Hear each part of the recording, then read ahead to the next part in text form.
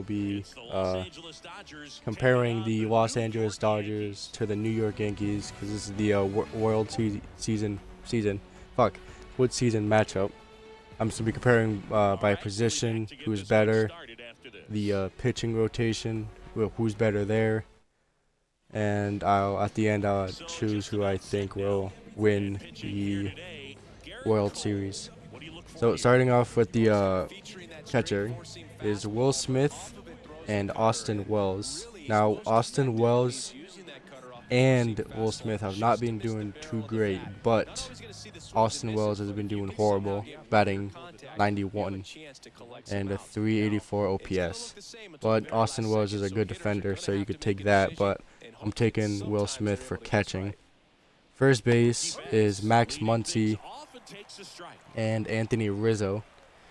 Anthony Rizzo has only had 14 at-bats, which he's batting 429. And Max Muncy is had 33 at-bats with a 242 average, but 3 home runs and over 1,000 OPS. I'm going to give that to Max Muncy. Shortstop is Tommy Edman and Anthony Volpe. Tommy Edman is batting 341 with a home run and an 810 OPS, while Volpe has a 310 average and an 804 OPS.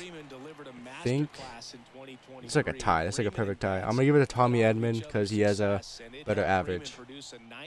For third base is Kiki Hernandez. Oh no, not Kiki. Enrique Hernandez. I can't say that name right. And Jazz Chisholm. This is not even close. It's Enrique. I can't even say it. And that doesn't matter. Left field is Teoscar Hernandez and Verdugo. Verdugo is batting 194 with a 544 OPS, and then Teoscar Hernandez is batting 200 average and a 690 OPS. I'm giving this to Teoscar Hernandez. This is not looking good for the Yankees, at least statistically. Center is Aaron Judge and Andy Pages.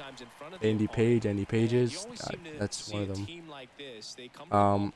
Judge is batting 161 with a 704 OPS, while Andy Pages is batting 211 with 776 OPS. Only 19 at bats. So there may have been another center fielder that also started for the Dodgers during the postseason, but that's just what I have for the last game that they just played yesterday.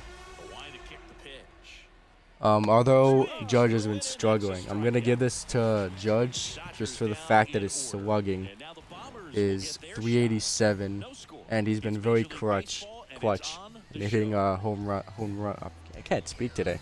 Home runs. Right field it's very close. It's Mookie Betts and Juan Soto. Soto's batting 333 while Mookie's batting 295. And Mookie Betts has a little over 1,000 OPS while Soto has 1,100 OPS. I'm gonna give this to Soto because he's just a lot better and more clutch. Mookie's been really good. I'm gonna take Soto over Mookie. And then a really harder one is Stanton and Shohei for the DH. Stanton has over 1,100 OPS with a 294 average, while Ohtani has 934 OPS with a 286 average with 3 home runs. I'm giving this to Stanton. He's been easily one of the best in like postseason history, honestly. That's the batting. For pitching, I would need to pull that up for a sec. Give me a second. I got the pitching rotation. For the number 1 is Garrett Cole and Yashinori. I'm not gonna even say his name. Yamamoto. I'm just gonna say his last name. Yamamoto. This one's pretty good too. The problem with it though is I don't know if ERA has a big factor in the postseason, but Yamamoto has a 5.1 ERA. Now Garrett Cole has been pretty good for the Yankees. He's probably gonna have a good ERA. He has a 3.41 ERA. So I'm gonna give it to Cole because it's been pretty. He's been doing his thing in the postseason. Next is, I'm not gonna really count it. I'm just gonna give it the Flaherty. I'm gonna give it the Heel is what they have as their second guy. It's gonna be Flaherty because he's just been doing a lot better. But he also does. He did allow 12 earned runs, which is not really too hot. But that series is allowing a lot of home runs and a lot of runs. So I guess ERA you can't really take advantage of. I'm gonna give it to Flaherty anyways, even though Hill has probably better stats, but it's just that he hasn't played a lot. And now, okay, here is Rodon and Buehler. I can't really say his name. Rodon is, I think, he had a solid. I think it was solid. Although he did do a lot more innings than I expected. Walker Buehler though had his last outing. Let me go find that. Yeah, here we go. He went 4 innings with 3 hits, 2 walks, and 6 Ks. Which I think is really, he had an 8-0 win against the Yankees, the Mets. While Rodon had a 4-2 loss against the Mets. Not the Mets, the Royals, the last time I see it.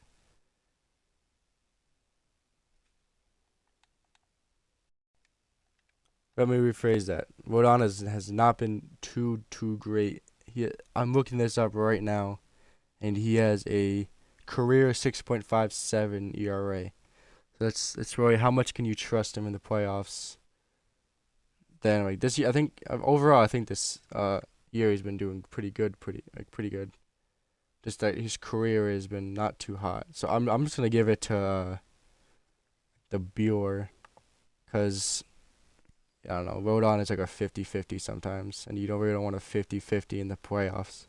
You just want him to be good or get that bullpen in quick enough.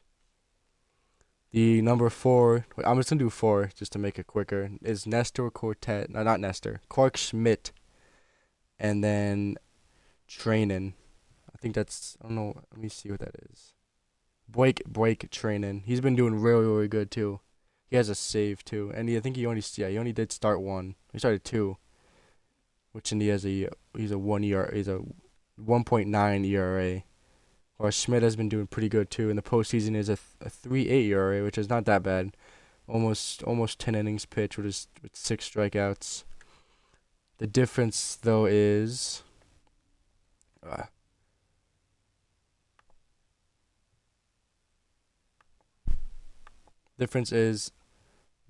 I was looking at the wrong one the whole time. In the past 3, he only did 2 innings. That game with the Mets, which he did about 2 hits and 1 earned runs. I'm gonna give it to Clark because he has more promise in him. If you enjoyed the video, please subscribe. If you like these videos, I'll do more commentary videos if you want them. I'm a little bit nervous, so don't worry about my little fucks ups like that. Like if I randomly start saying shit like that, my bad. I have to get used to these. But